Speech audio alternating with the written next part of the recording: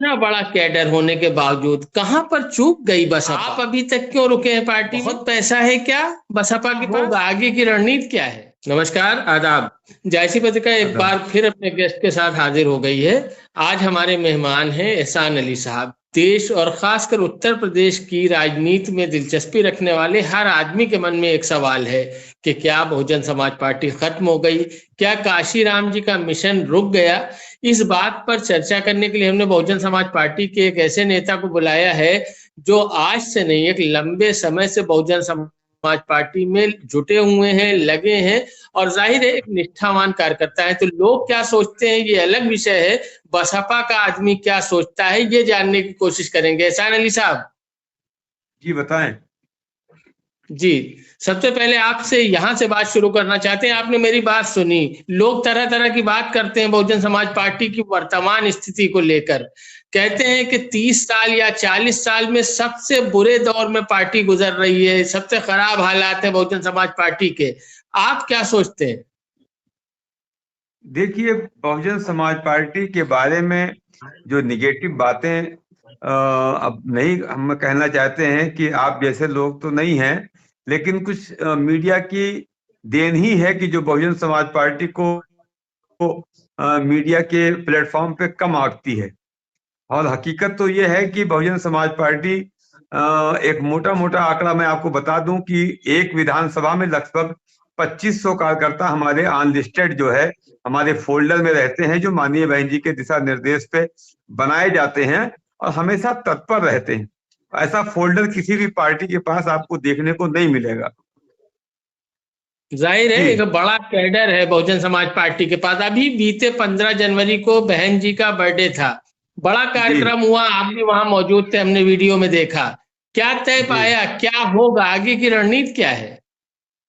देखिए, माननीय बहन जी का जो दिशा निर्देश होता है वो बहुत ही अच्छा दिशा निर्देश होता है।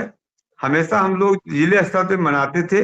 माननीय बहन जी का दिशा निर्देश हुआ कि इसको मंडल स्तर पे मनाया जाए, और ये मंडल स्तर सिर्फ उत्तर प्रदेश के मंडलों में ही नहीं, क्योंकि बहुजन समाज पार्टी कश्मीर से कन्याकुमारी तक पूरी तरीके से विद्यमान है। ये आप भी जानते हैं और सारा हिंदुस्तान जानता है।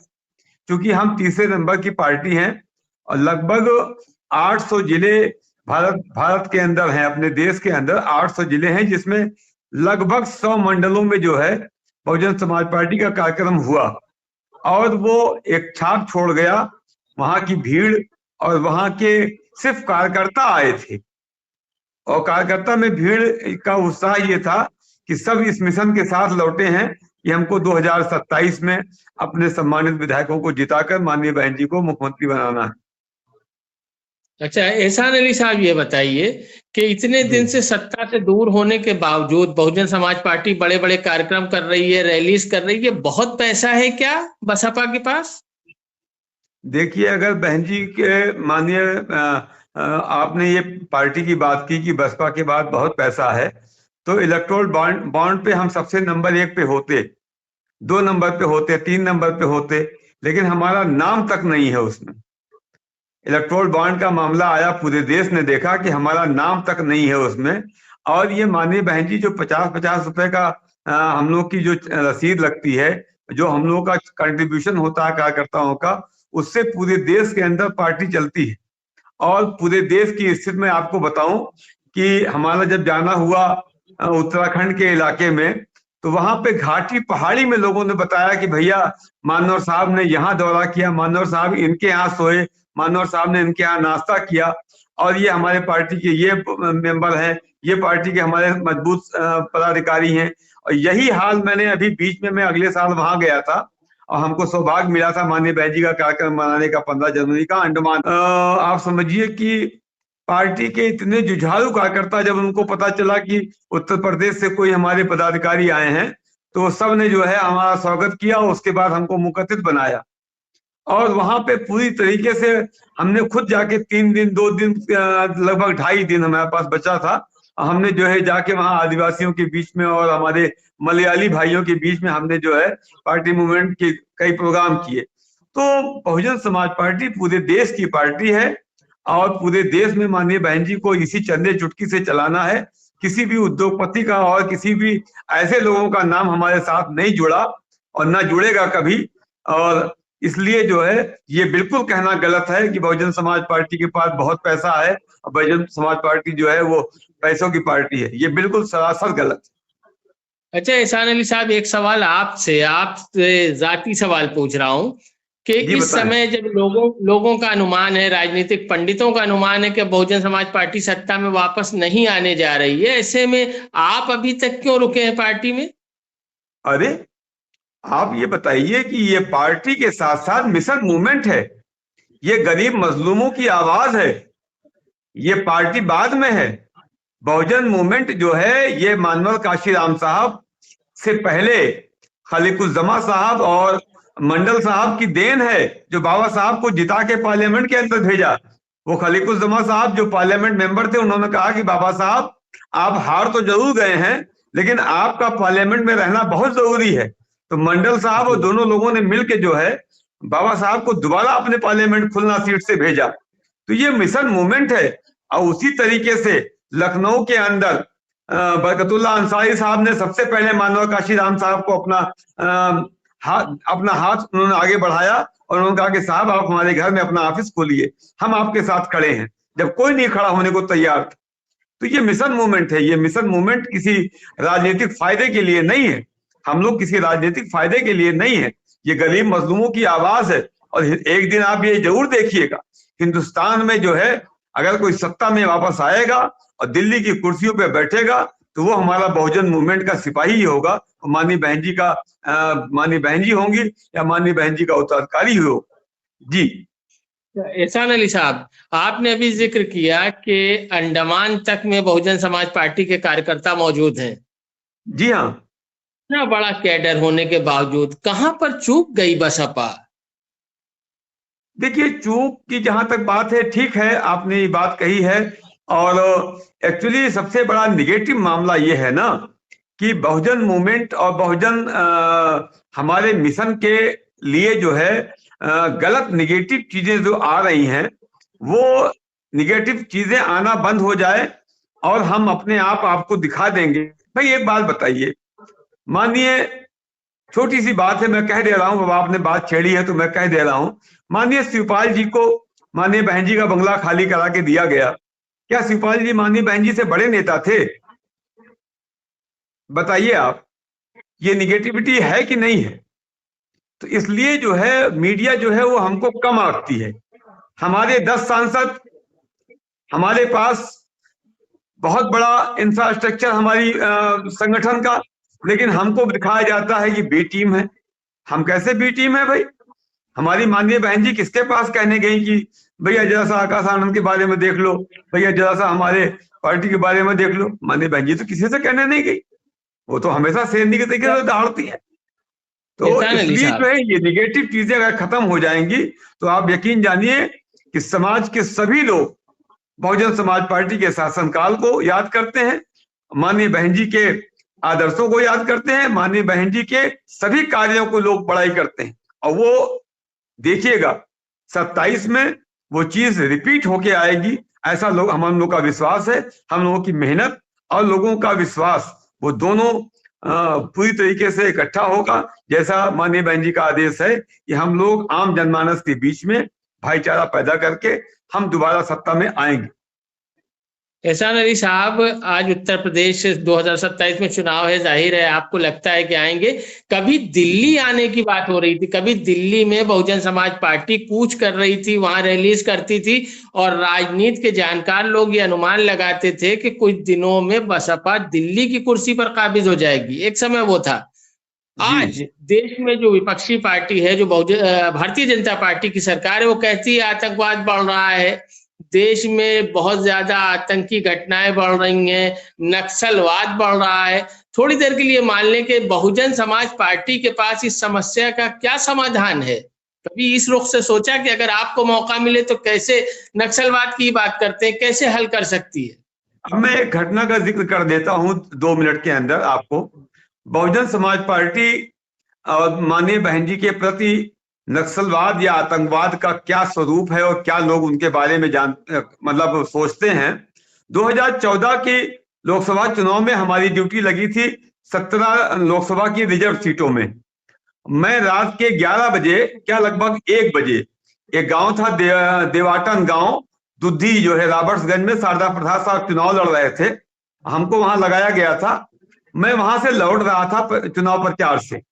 रात में 1 बजे नक्सलाइट, लगभग 40 नक्सलाइट राइफल लेके सड़क क्रॉस कर रहे थे और लगभग 20 से 20 नक्सलाइट उस पार चले गए।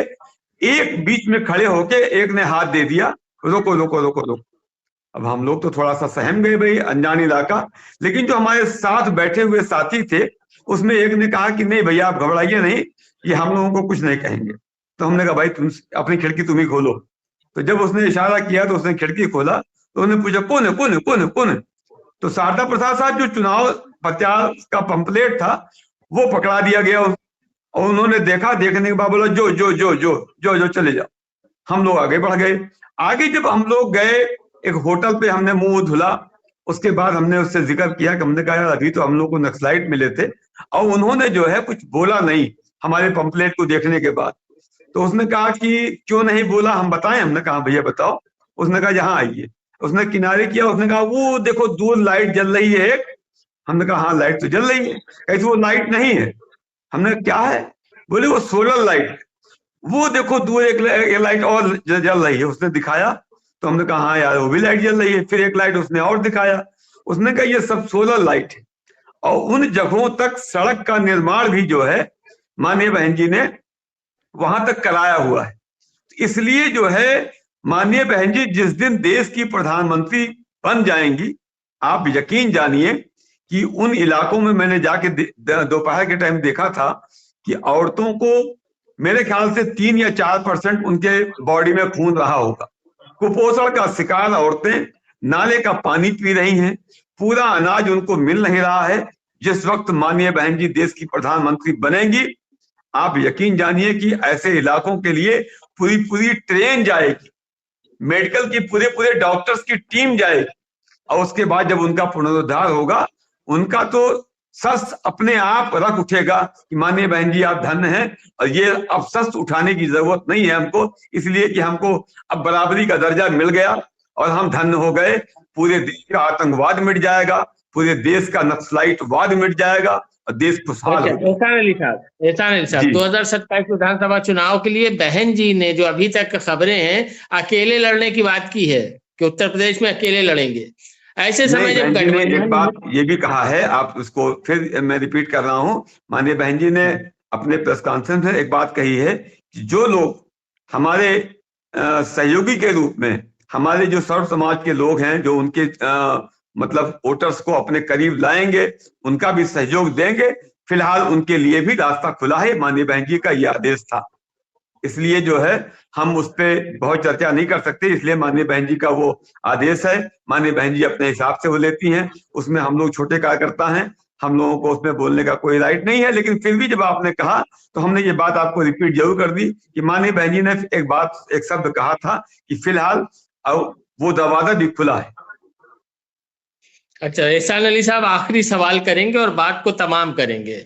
इस समय आपको क्या लगता है उत्तर प्रदेश में जो माहौल है, क्या समस्या है सबसे बड़ी जिसका हल होना चाहिए, जो बसपा अगर आएगी तो उसमें सुधार करेगी या उसको निपटाएगी?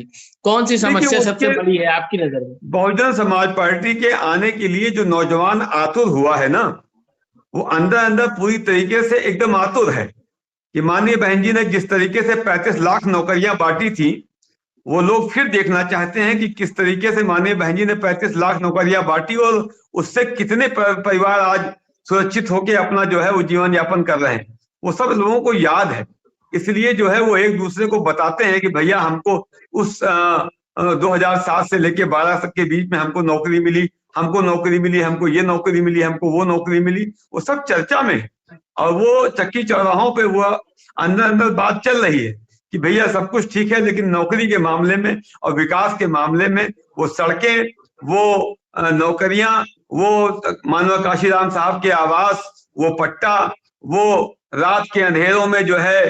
भाई मैं आपको एक घटना बताऊं, अब बहुत ज्यादा वक्त हो जाएगा, मैं एक छोटी सी घटना बता रहा हूं कि मैं माननीय मंत्री जी का प्रतिनिधि था, माननीय विनोद सिंह जी का, और एक न्योता लेके मैं गया था रात में, और उनके यहाँ मैं बैठा था। वो इलाका था हमारे सुल्तानपुर का, जो है कादीपुर से आगे सूरापुर का इलाका था। मैं सड़क के किनारे बैठा था कुर्सी डाल के, और सब लोग बैठे हुए थे। तो हमारे जस्ट बगल में एक सड़क जाती है आगे, जो है जौनपुर को जोड़ती है। उस सड़क पे मोटरसाइकिल खड़ी थी, एक लड़का आया और गाड़ी स्टार्ट किया। मैंने उसको मना किया, मैंने कहा भैया रात के अंधेरे में कहाँ जाओगे, थोड़ा उजाला हो जाए तो चले जाना। मैं उससे बोल के और लोगों से बात करने लगा। तब तक मैं क्या देख रहा हूं कि उसकी धर्म पत्नी लगभग 3 पाव सोना पहन के आके मोटरसाइकिल पे बैठी। तो मैंने घूम के फिर उससे कहा, हमने कहा अरे भैया जो है बहू को बैठा ले हो, ठीक नहीं है, अभी मत जाओ।